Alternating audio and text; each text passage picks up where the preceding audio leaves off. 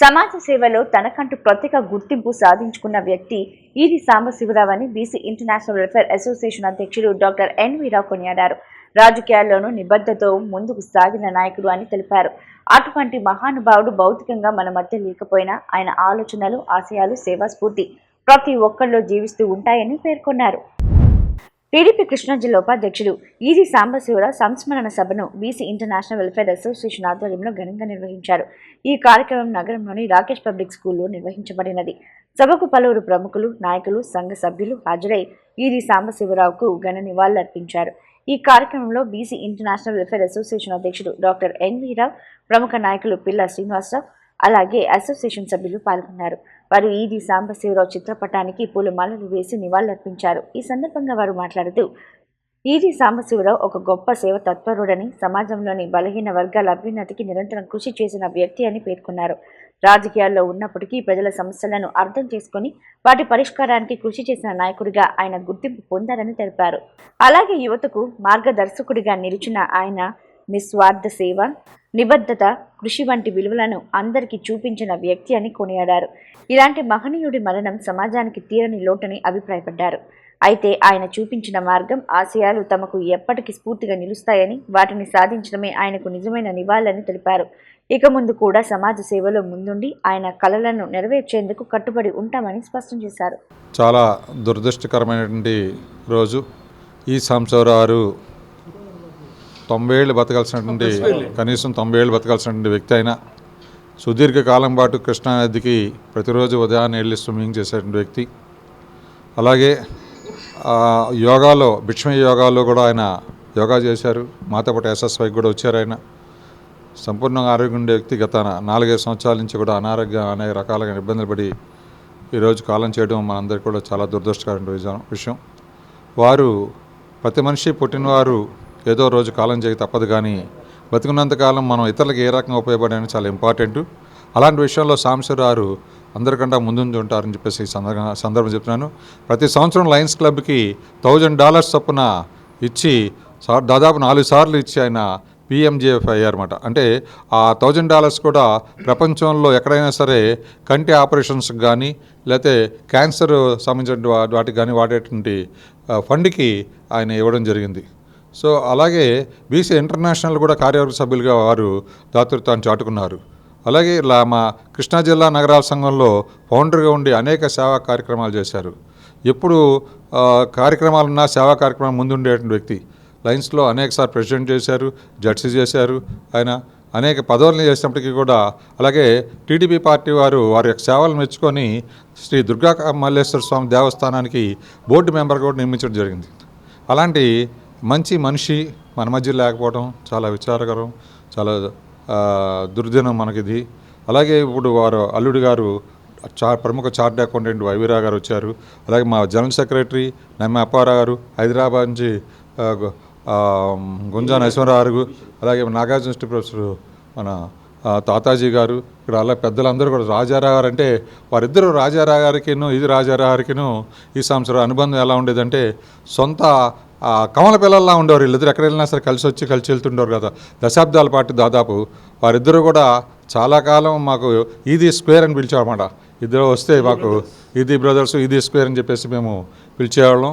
అలాగే బాయన మన పిల్లా శ్రీనివాస్ గారు గుడి కమిటీ ట్రెజరర్ గారు, అలాగే టీడీపీ నాయకులు, అలాగే మన నరసింహరావు గారు, అలాగే ఇస్రోలో పనిచేసినటువంటి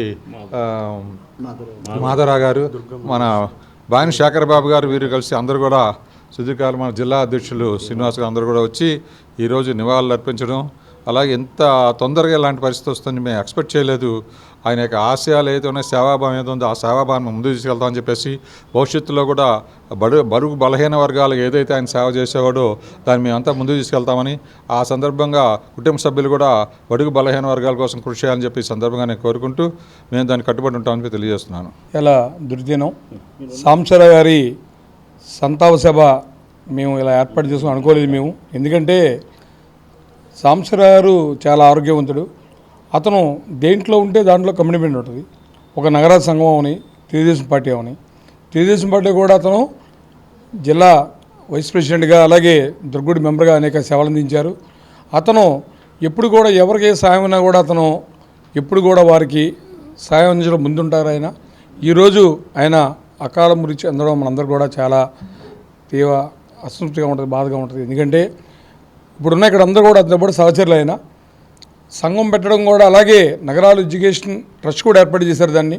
దాంట్లో పేద విద్యార్థులకి తనే ఫౌండర్ మెంబర్గా ఉండి అనేక కార్యక్రమాలు అందించారు. అది ఈరోజు కూడా అనేక సేవా కార్యక్రమం చేస్తూ ఉంది.